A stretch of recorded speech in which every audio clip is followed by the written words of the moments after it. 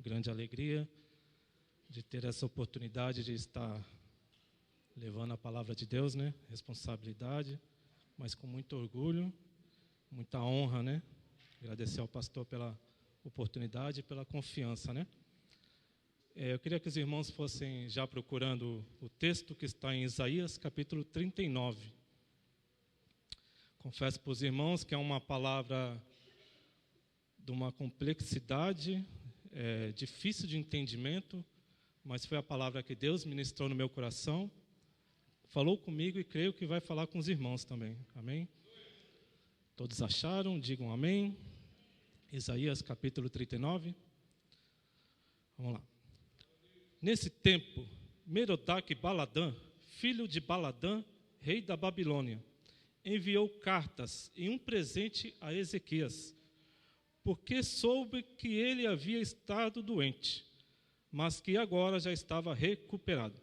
Ezequias se agradou disso e mostrou aos mensageiros a casa do seu tesouro, a prata, o ouro, as especiarias, os óleos finos, todo o arsenal e tudo o que havia nos seus tesouros.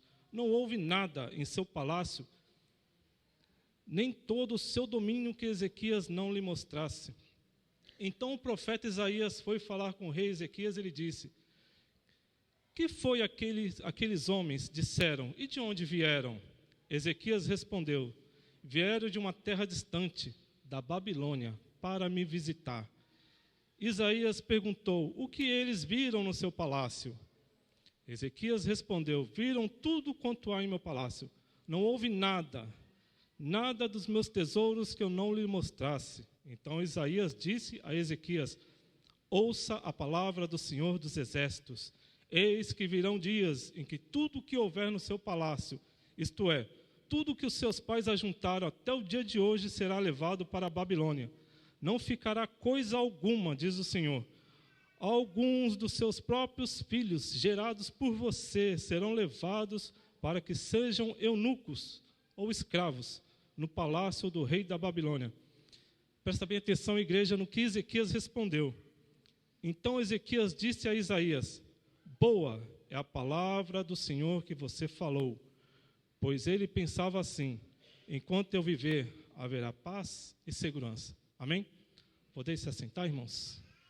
Glória a Deus, aleluias. Deus é bom.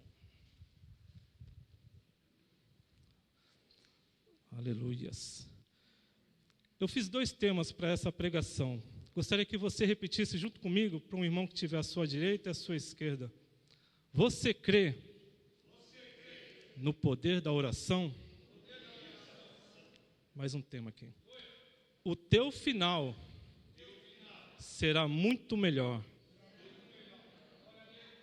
do que teu início. Amém? Glória a Deus. Irmãos, quando a gente quer falar, quando a gente quer explanar, quando a gente quer falar algum texto, falar alguma mensagem sobre os reis de Israel, sobre a palavra, sobre os reis que reinaram em Israel, é fácil, é notório, na mente já vem logo o grande rei Davi. O rei Davi é o principal rei de Israel, pois ele era segundo o coração de Deus. Deus operou maravilhas na vida do rei Davi. Então, quando a gente vem na mente um rei de Israel, é notório, já vem logo na mente o grande rei Davi. O rei Ezequias não foi diferente. Mas se fizermos uma comparação entre rei Ezequias e o rei Davi, o rei Ezequias ele cai no esquecimento. Deus operou maravilhas na vida do rei Ezequias e também na vida do rei Davi. A diferença entre Ezequias e Davi, que Davi começou bem o seu reinado. Teve alguns deslizes, mas ele terminou o seu reinado muito bem. Por que ele terminou bem? Porque ele deixou um grande legado para a sua família, um grande legado para a humanidade, um grande legado para o povo de Israel. Ao contrário do que lemos agora no texto, parece que o reinado do rei Ezequias não terminou muito bem, né? A gente viu aqui na palavra, o reinado dele terminou terrivelmente mal. Mas para entendermos este final trágico do reinado do rei Ezequias, precisamos entender quem foi o rei Ezequias. Precisamos entender o início do reinado do rei Ezequias para entender o que aconteceu com o reinado dele, pois o rei Ezequias provavelmente seria um dos grandes reis de Israel. Quando a gente vai falar do início do rei Ezequias, precisamos falar do pai do rei Ezequias, que foi o rei Acás. O rei Ezequias herdou o reino do seu pai, rei Acás.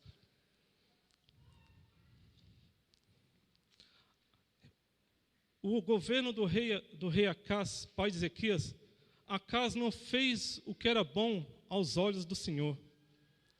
Acás instalou imagens aos Baloíns sobre todo o reino de Judá.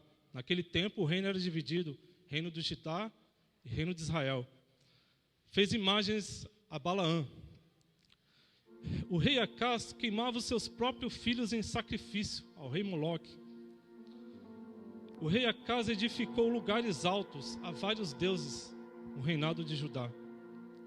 A imoralidade tomou conta daquele tempo no reino de Judá, tudo por causa do rei Acás. Acás, ele fez aliança com o rei da Síria. Devido à sua idolatria, Deus pesou a mão sobre o rei Acás, sobre aquele reino de Judá. Deus levantou exércitos para lutar contra o reinado de Judá. Levantou o reino de Israel e levantou o reino de Damasco em guerra contra o reino de Judá. Deus pesou a mão. E para se defender, o rei Acás fez aliança com o rei da Síria. Praticamente Judá ficou servo do rei da Síria.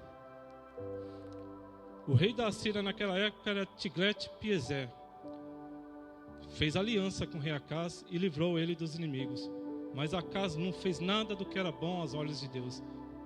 Um reinado tomado por idolatria, imoralidade, tudo que era mal aos olhos de Deus.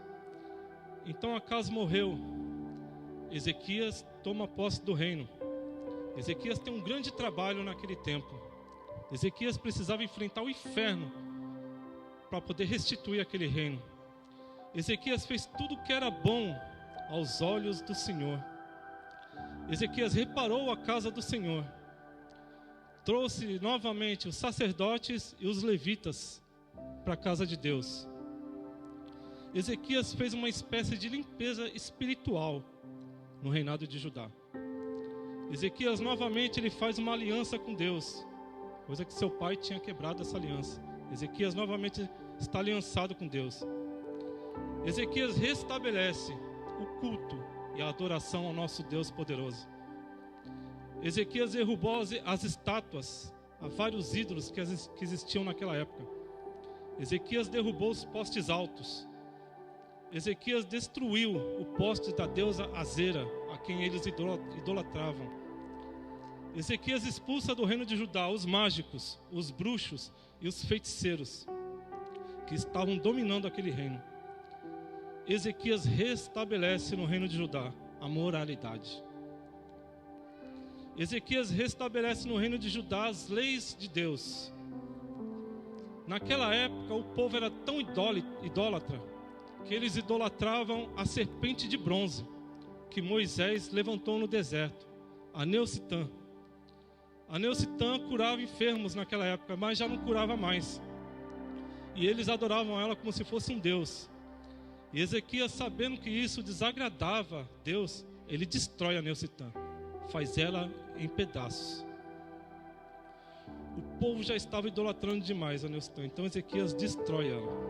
E Ezequias dá um recado ao povo de Judá: a partir de hoje, somente adoraremos o Deus vivo de Israel.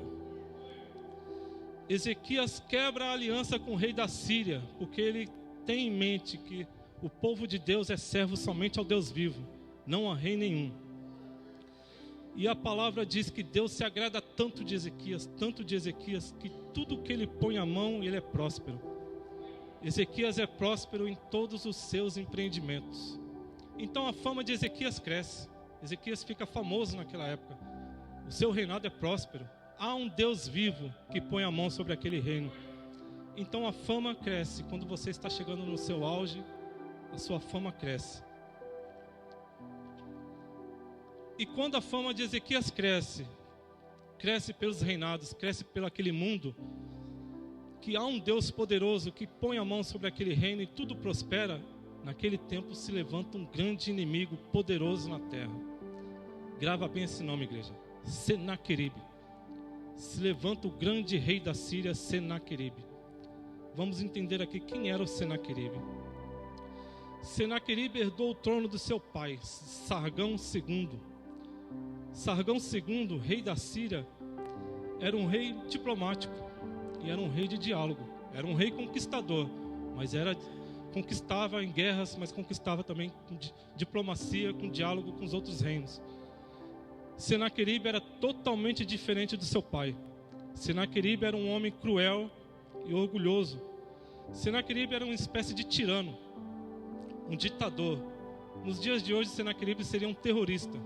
Se pegarmos os terroristas mais famosos de hoje, Bin Laden, Saddam Hussein, acho que é fichinha perto de Senaqueribe. Senaqueribe, ele tinha a gana de conquistar, mas além de conquistar os reinos, Senaqueribe ele gostava de destruir. Senaqueribe ele conquistou o Egito, a Fenícia e a Babilônia e muitos outros reinos daquela época. Os povos que não se rendiam a Senaqueribe, Senaqueribe extirpava a raça. Ele matava homens, matava mulheres, matava crianças. Senaqueribe era tão mau, tão cruel, que ele empalava os corpos como se fossem verdadeiros espetos humanos e fincava sobre a cidade e deixava pelo caminho. Os estudiosos dizem que o seu exército era tão numeroso, mas tão numeroso, que quando o exército de Senaqueribe marchava em guerra, o chão da terra tremia. Tão poderoso era o exército de Senaqueribe. A inteligência de Senaqueribe era tão avançada para aquela época que ele já estava à frente de outros reis, mas usava inteligência para o mal, desenvolvendo armas e técnicas de guerra. Senaqueribe desenvolveu uma armadura para os seus soldados totalmente diferente daquelas épocas. Ele desenvolveu uma armadura com metal e couro, tudo costurado. Os soldados eles levavam vantagem em cima dos outros soldados porque tinham mais agilidade e força, e tinha poder de captação do golpe do adversário. Então os soldados de Senaqueribe estavam sempre à frente dos outros soldados. Os capacetes dos soldados assírios eram em forma de lança. E por ser em forma de lança também era uma outra arma que os soldados tinham, além das espadas. As carruagens de guerras de Senaqueribe eram umas carruagens mais avançadas também, eram maiores. Além de ter a pessoa que ia guiando o cavalo, iam 3, 4, 5 flecheiros. Ele sempre saía na frente dos outros soldados. Então Senaqueribe ele vem conquistando e ele ouve falar da fama de Ezequias, que há um Deus poderoso na terra de Judá, colocando a mão sobre aquele povo. Então Senaqueribe ele vem conquistando os reinos e vai de frente a Ezequias, vem conquistando todos os reinos até chegar em Israel, conquista Israel. Senaqueribe ele chega em Judá, a palavra vai dizer que ele vai tomar cidades fortes.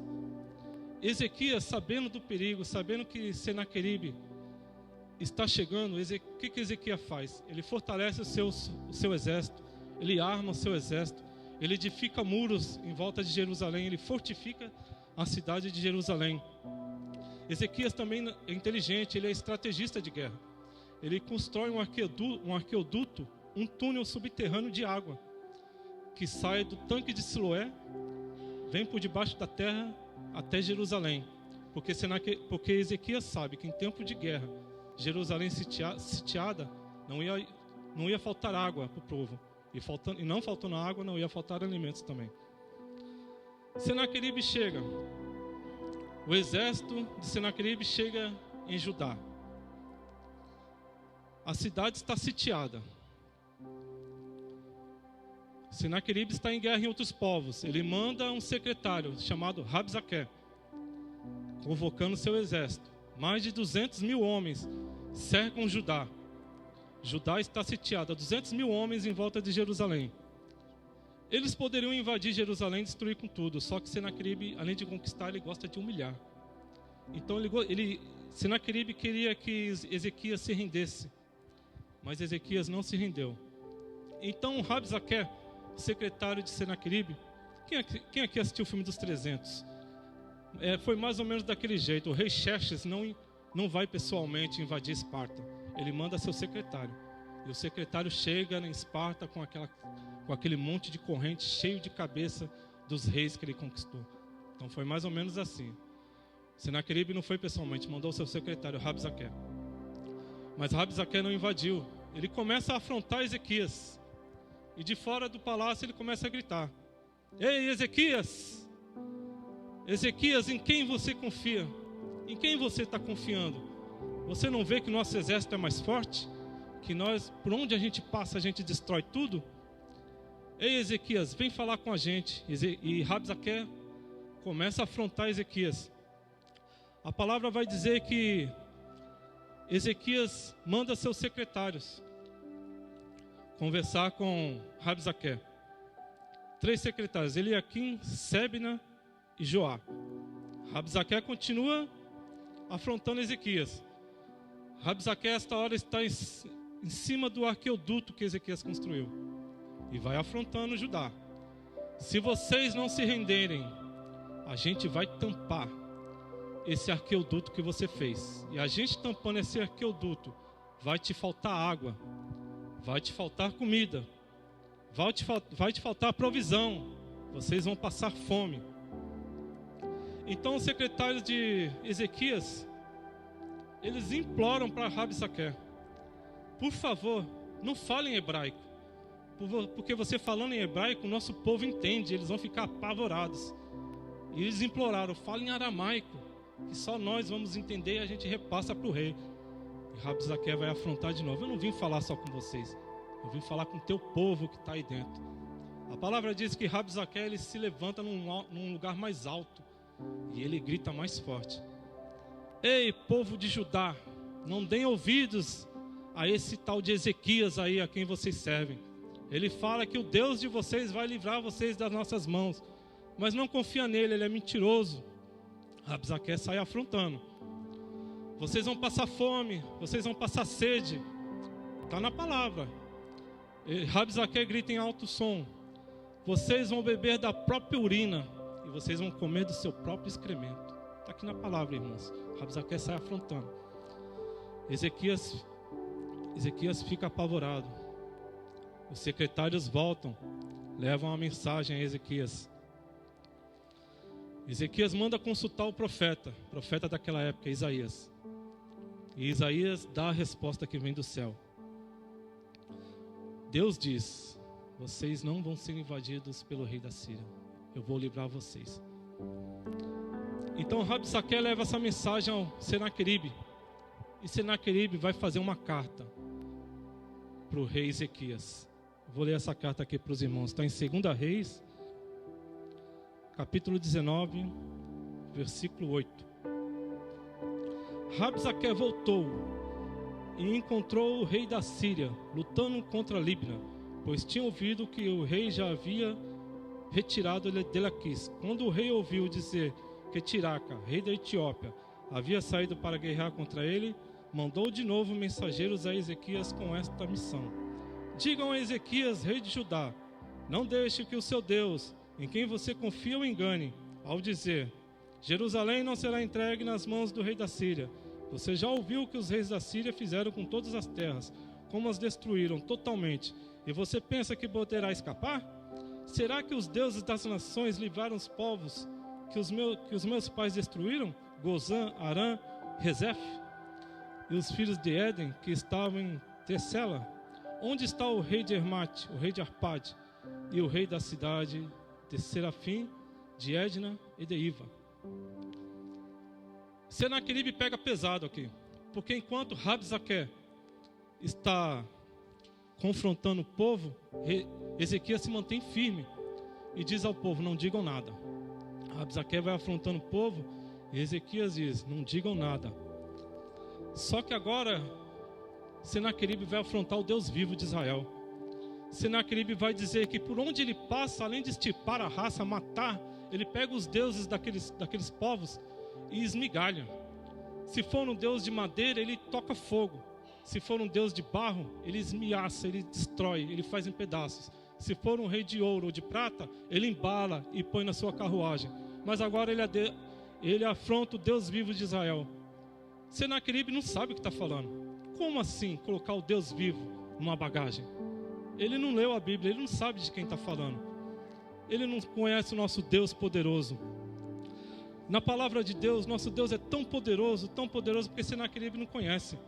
Mas a palavra vai dizer que Deus é tão poderoso que Ele pega todas as águas da terra, todos os mares, e faz uma conchinha na palma das suas mãos. Deus vai pegar o Oceano Índico, o Oceano Atlântico, o Oceano Pacífico. Ele faz uma conchinha e põe na palma das suas mãos. Nosso Deus é poderoso. A palavra vai dizer que Deus pega todos os montes da terra. Já pensou todos os montes da terra? Cordilheira dos Andes, Cordilheira dos Himalaias, pegar o Monte Everest. Alguém aqui depois puxa no Google e pede para ver a foto do monte, uma foto do topo do Monte Everest. Dá para ver a curvatura da terra. Deus pega todos esses montes, põe na mão, e a palavra vai dizer que ele esmigalha, faz em pó e põe numa balança de precisão. Esse é o nosso Deus poderoso. A palavra vai dizer que o nosso universo poderoso, gigantesco, que os humanos ainda estão tentando descobrir, os humanos fazem um telescópio, um mais poderoso que o outro. Ele tenta achar o começo do universo. Quando ele tira uma foto e chega no começo, quando ele tira uma foto e acha que está no fim, ele está no começo. Então ele faz um telescópio mais poderoso, ele tira uma foto. Quando ele tira uma foto e ele acha que está no fim, ele está no começo ainda. Então ele faz o mais poderoso. Aí ele tira outra foto. Quando ele acha que está no fim, está no começo de novo. Não tem fim nosso universo. Mas a palavra de Deus vai dizer que só Deus consegue medir o nosso universo. Ele mede com a palma das mãos deles. Nosso Deus é poderoso demais. E a palavra vai dizer que quando Deus quer olhar todas as nações da terra, perto dele fica com uma gotinha num balde, ou então um pozinho de areia. E para finalizar, nosso Deus é tão poderoso que quando Ele quer descer nessa terra, Ele não pega metrô, Ele não pega avião, Ele vem saltando sobre os montes. Glória a Deus! Quem acredita que nosso Deus é poderoso? Aleluias!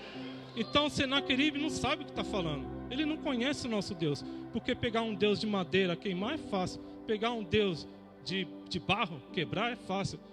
Pegar um Deus de ouro e de prata, é fácil embalar. Um Deus que não vê, tem olhos, mas não vê, tem ouvidos, mas não ouve, tem boca, mas não fala, tem pernas, mas não anda, é fácil embalar. Mas como vai embalar um Deus poderoso, que é invisível, mas é poderoso? Não tem como. Senaqueribe não sabia o que estava falando, mas ele tinha afrontado o nosso Deus.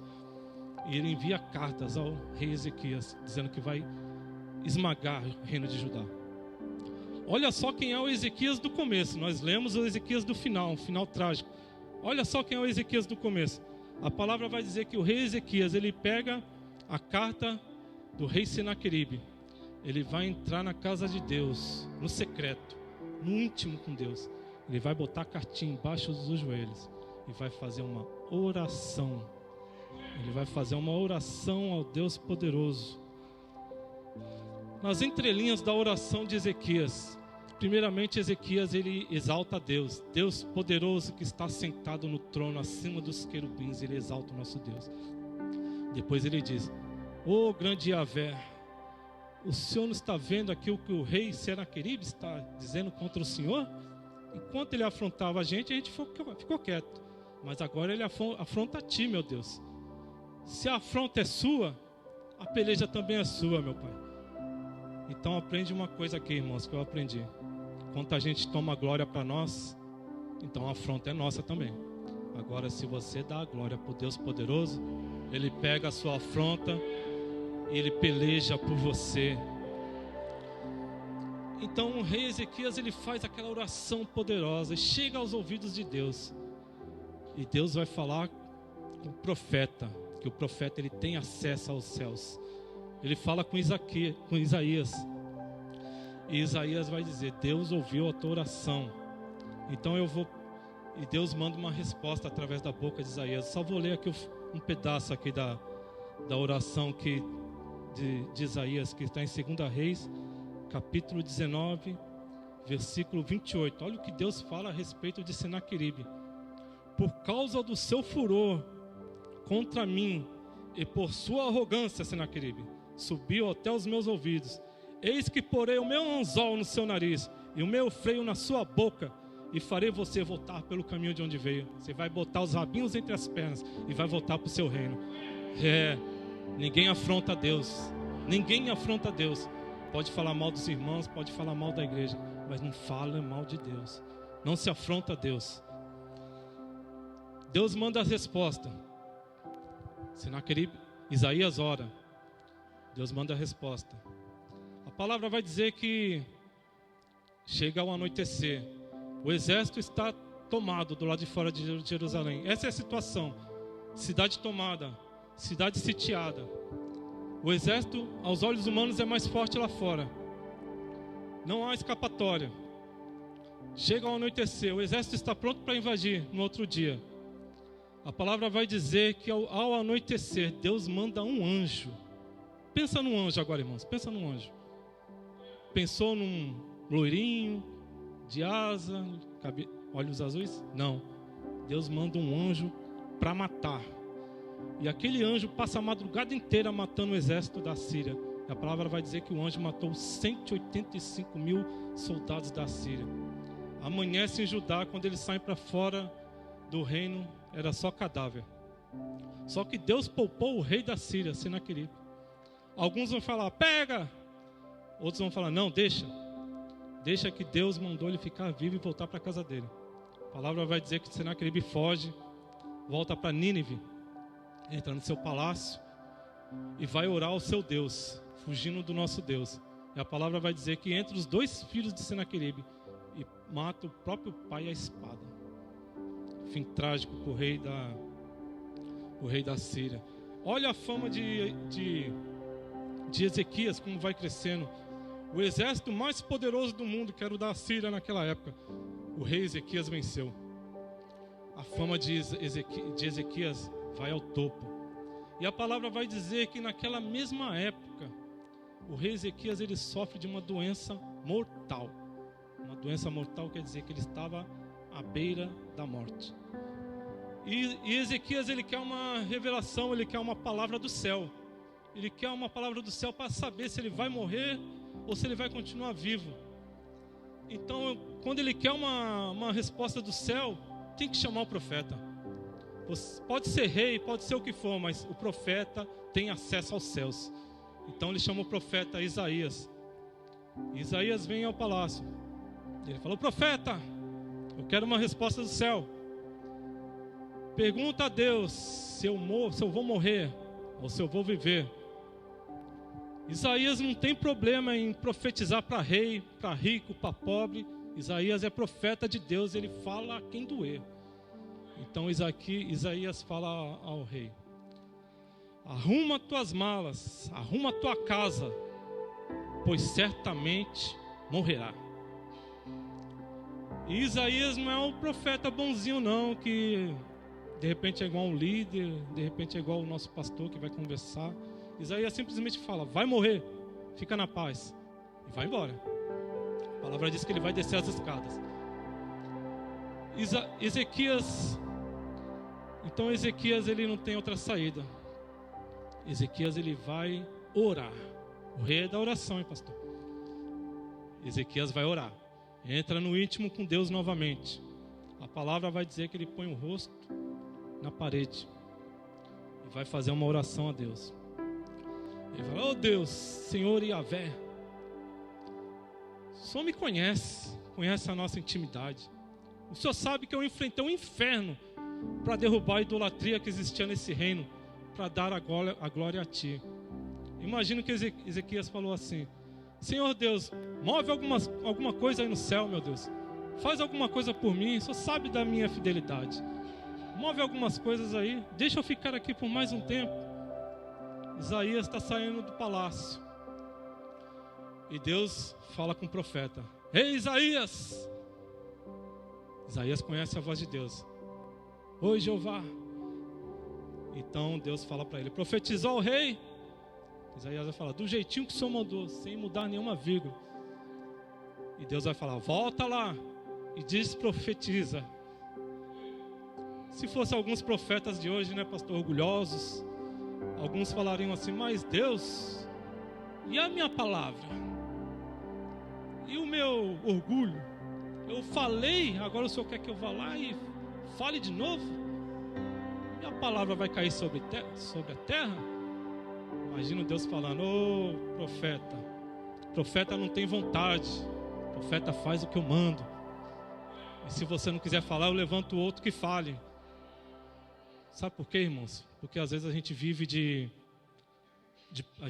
promessas antigas. Deus faz uma promessa e a gente vai vivendo aquela promessa ano após ano. E Deus, Ele sempre tem um novo para nossas vidas. Quem crê aqui no novo de Deus? Deus sempre está renovando, Deus está sempre dando um novo para as nossas vidas. Então Deus mandou Isaías: vai lá e fala o novo para ele. Então Isaías volta para o palácio, vê o rei chorando. Isaías fala: Ezequias, Deus ouviu a tua oração e viu as tuas lágrimas. Assim diz o Senhor: Deus te acrescenta 15 anos de vida. E durante esses 15 anos você não vai ser invadido por ninguém. Durante 15 anos você é imortal. Eu imagino olha a palavra de vida que o rei Ezequias recebeu. Eu imagino o rei Ezequias olhando para o profeta fazendo assim: ô profeta, primeiro você me traz uma palavra de morte, agora você me traz uma palavra de vida? Em qual profecia eu devo acreditar? Aí Isaías fala com Deus. Está vendo aí, Deus? Eu trouxe uma palavra de morte e ele acreditou. Agora eu trago uma palavra de vida, ele duvida. E agora, Deus? Deus fala: calma, Isaías, calma. Vê o que ele quer. Então Isaías fala para o rei: o que você quer que você acredite na profecia de Deus? Você quer que a sombra que desce as escadarias de Acás, a sombra do sol, que ela avance mais 10 graus? Ou você quer que ela regrida mais 10 graus? Escadaria de Acás era o relógio da época. Na época não existia relógio como os dias de hoje. Alguns falam que era uma redoma, outros falam que era uma escadaria. E conforme o sol ia se colocando no tempo, a sombra ia avançando. Então, através daquela sombra, eles mediam a hora de hoje. 10 da manhã, meio-dia, 1 da tarde. Esse era o relógio da época. A sombra avançava conforme o sol se levantava. Mas Ezequias é inteligente. Ele falou para o profeta: a sombra avançar é fácil, vai avançar ainda. O sol vai avançar, o tempo vai passar e a sombra tem que ir. É normal da física, é o normal da natureza. A sombra vai ter que avançar. Agora eu quero ver ela voltar. A sombra voltar só Deus faz. Aí Isaías fala para Deus: e aí, Deus, isso eu não faço. O homem quer que a sombra dê ré. Como pode isso? E Deus fala para Isaías: calma, Isaías, você só profetiza, deixa que o milagre eu faço. Manda o rei olhar na janela, manda ele olhar a sombra das escadarias. Então Ezequias vai e ele fica de olho na sombra das escadarias. Irmãos, a sombra voltar não é fácil. Você tem que ver o que Deus fez para aquela sombra voltar. Quem aqui acredita no mover de Deus? Quem acredita que Deus move céus e terras para você? Quem acredita que Deus pode fazer um movimento e pôr a mão onde o homem não pode pôr? Alcançar aquele câncer, alcançar aquele casamento que está destruído e Deus restaurar por completo, trazer aquele filho que não vem mais na igreja, trazer ele para a igreja, tirar aquele filho que está nas drogas, que você já largou de mão. Deus tem poder para trazer ele de volta. Deus, ele vai fazer um movimento aqui na sua vida. Eu não sei o que você veio procurar hoje, eu não sei qual é o seu clamor, mas Deus, ele vai fazer um movimento hoje aqui. Eu não faço movimento nenhum, mas Deus está fazendo. Deus vai movimentar céus e terras por você. Quem crê nisso? Então quero que você preste atenção no que Deus fez. Não para fazer um milagre, porque o milagre Deus já tinha feito, Deus já tinha curado Ezequias, mas agora ele vai mover céus e terras, só para mostrar para Ezequias que é na vida dele. Lá vai Deus, sistema solar. Deus está ali olhando o sistema solar e Deus manda uma mensagem para o sol: Sol! O sol aparece: sim, Senhor. Ei, sol, vou fazer um movimento aqui, não se espante, é eu que estou pondo a minha mão. Deus agora vai falar com a lua: Lua, A lua aparece. Sim, Senhor, eu vou fazer um movimento na terra. Não se espante que é eu que estou pondo a minha mão. E quando eu fizer um movimento na terra, você acompanha. A lua falou, sim, Senhor. Aí Deus vai gritar agora, terra! A terra, sim, Senhor, meu Deus, tu que me formaste, Deus poderoso, estou às tuas ordens. E Deus vai falar, terra, eu quero que você pare de fazer um movimento de translação, que é aquele movimento que você faz em torno do sol. Quero que você fique parada. É a terra. Sim, Senhor, as suas ordens. Terra, mais uma coisa. Eu quero que você pare de fazer um movimento de rotação, que é um movimento que você faz em torno de si mesma. A terra se assustou. Falou, mas meu Deus, se eu parar de girar, a parte que vai ficar de frente ao sol, todos vão morrer queimados. E a parte que vai ficar escondida do sol, todos vão morrer congelados. Deus, faz o que eu mando. E além de você parar de girar, você vai girar 10 graus ao contrário. Aí a terra enlouqueceu. Mas Senhor, se eu girar ao contrário, a natureza e os seres humanos não vão aguentar a gravidade. Porque se eu girar ao contrário, vai haver uma destruição na terra. Onde é parte seca, a parte líquida vai vir para a parte seca. A gravidade não aguenta, os seres humanos vão morrer. É isso mesmo que o Senhor quer? Deus falou, terra, faz o que eu mando, que enquanto você faz, a minha mão te segura, a minha mão te sustenta. Então a terra disse, mas Senhor, por que o Senhor quer fazer tudo isso? Deus respondeu, é para provar na vida de um homem fiel que tem na terra, que eu sou na vida dele. Deus, Ele move céus e terras por você. Você tem que crer no poder da sua oração. Então lá está a terra para de girar. Parou. Ezequias, olha na janela, Ezequias, a sombra da escada, Ezequias está olhando a sombra. Então Deus está fazendo um movimento. 10, 9, 8, Deus está fazendo um movimento. 7, 6, e Deus segurando. 5, olha lá Ezequias, olha, a sombra está voltando. A sombra está voltando. Deus está movimentando aqui, irmãos. Deus está curando. Creia que Deus é poderoso na sua vida. Aquele tumor, aquela doença onde o médico não alcança, Deus alcança. Deus faz movimentos nessa noite. 5, 4, 3. Deus está movimentando e a mão dele está segurando. E Ezequias na janela, a sombra está voltando. A sombra está voltando. 2, 1. Ezequias, a sombra voltou. Deus movimentou a terra, a sombra voltou. Aí o profeta Isaías vai falar: nunca mais morrerás. Olha quem é o Ezequias do começo, igreja. Ezequias é o homem que derrotou o exército mais poderoso do mundo, o exército de Senaqueribe. Ezequias é o homem que tem ligação com os céus, diretamente com Deus. Ezequias é o homem que Deus movimenta os anjos e manda até anjo para matar por causa dele. Ezequias é o homem que por sua causa Deus cura doença incurável. Ezequias é o homem que por sua causa Deus movimenta céus e terras. Então a fama de Ezequias cresce na terra. A fama de Ezequias fica aclamado. Ezequias, ele está como nos dias de hoje, no topo, no auge. Esse é o perigo, quando se chega no topo, no auge. A fama de Ezequias se espalha pelo mundo afora.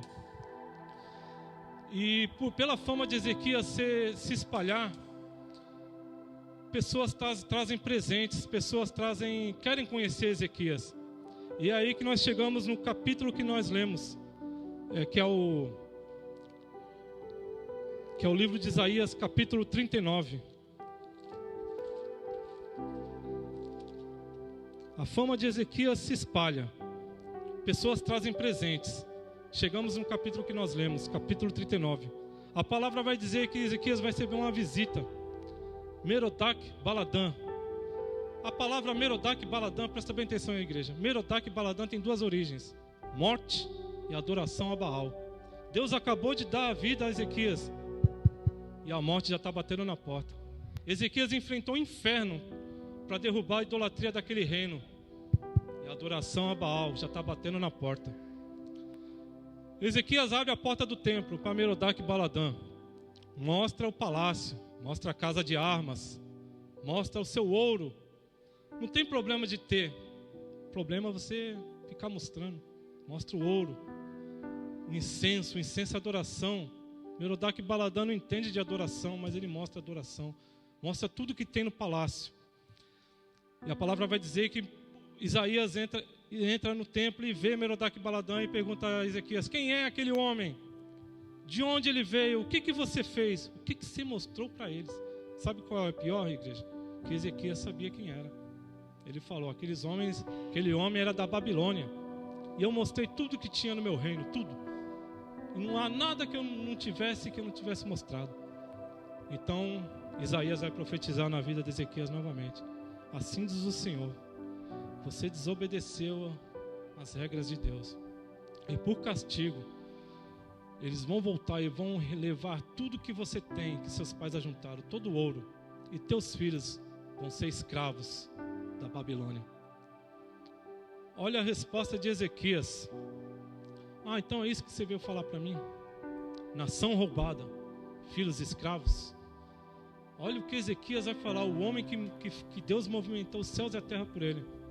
Não estou nem aí. O que me importa é que os 15 anos de vida que Deus me deu sejam bons e sejam bem vividos. O que vai acontecer com o reino? Estou nem aí. Eu vou ter filhos que vão ser escravos? Estou nem aí. Ezequias largou de mão. Resultado disso, de Ezequias nasceu Manassés, o pior rei que Israel já teve. Manassés, ele cometeu os mesmos pecados que o vô Acaz, só que muito pior. Voltou à idolatria de novo, voltou aos templos, voltou à adoração a Balaã, a deusa Ezara. Manassés, ele fazia a mesma coisa que o vô fazia. Instalou lá o poste do rei Moloque e queimava os próprios filhos em adoração.